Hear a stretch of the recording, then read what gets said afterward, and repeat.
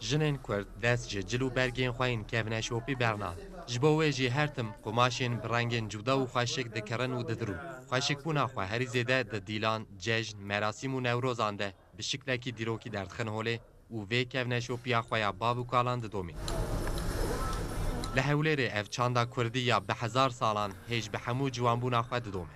Ev cil û bergên jinên Kurd hin bi gulik û hin jî bi birqokin. Yek ji yekê xweşiktir û ji rengê keskes horîne. Jin û keçên Kurd beriya şahî, cejn û newrozan berê xwe didin cilfiroşên ku bi taybetî cil û bergên Kurdî difiroşin.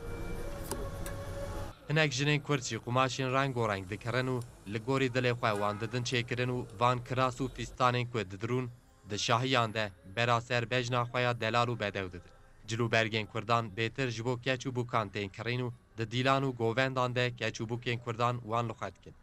لبو بوكو حفلات ومناسباتي تخرج وتشتوات زلتي كردي لبكر زلتي كردي دستورة أوي خو معنا كردواري خو معنا لبري دكين لبري وي كردين لو مناسبة كان بكردي زوري كين زوري دلي كردي لا كاتي نوروزان لبردكري لكاتي بوكا كان لبردكري و مناسبة كان تريج دتواني لبري بكي عينن جلبت تمنى كان مان زوري زلتي كردي لبردكن Cilfiroşî dibêjin bêtir ji bo dawet, cejn û newrozan keç û jinên me tên dikirin û li xwe dikin.